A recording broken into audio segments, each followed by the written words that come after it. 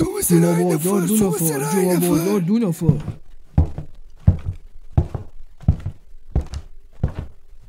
ماشین سومه سرا کدوم آقا؟ دشتی هم میپوشه رو سواشو بریم دیگه. سواشو بریم. من تا 20 دقیقه دیگه میرسم خدمتتون.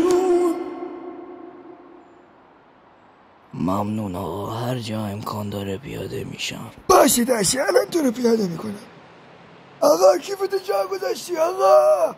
آقا تو کیف جا بونه ایباره. کیومارس تو چرا منو زنگ زدی گفتی من بیام؟ چیکار داشتی؟ داشت قسیم ما باشی. امروز من مسافر زده بودم که ببرم سومسرا. این مسافر آخری که کت شلواری بود، یه دونه کیف دستش بود. اینو اومد سوار شد، من اصلا قیافه من نگران شد. اصلا من گفتم خدایا این مافیا نباشه. استایل اینو دیدم من ترسیدم. آقا این ما رفتیم، این از این کرکلا گذاشته بود تو گوشش داشت حرف میزد. اصلا همه کارش عجیب بود. این به من گفتش که برسیدیم سومسرا، گفتش که آقا مرسی من پیاده میشم.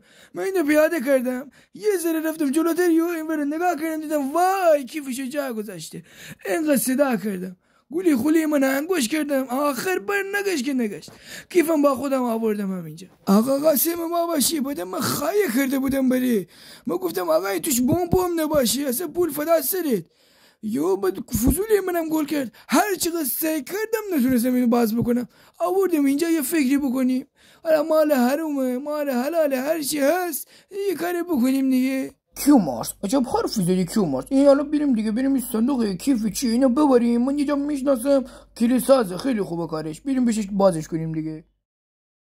سلام ابو قاسم، شما کجا؟ اینجا کجا؟ اینجا گیه با خودت آوردی؟ آقا منصور ما باشی، این رفیق ما کیومارسه. ما یه دونه صندوق داریم، رمزشو فراموش کردیم، آوردیم تو برای ما بازش بکنی. قاسم باز تو گفتی صندوق؟ این کیفه. کیف؟ بله همین که این میگه کیف. حتما ابو قاسم، الان براتون بازش میکنم.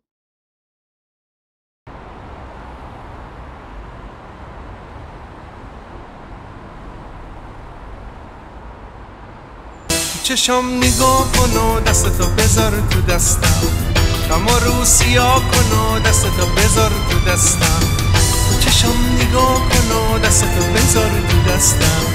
اما رو سیاه کن و دستتو بذار تو دستم. اگه بارون بشه، بارون بیامون بشه، دل سر پناه کن و دستتو بذار تو دستم. چشم نگاه کن و دستتو بذار تو دستم.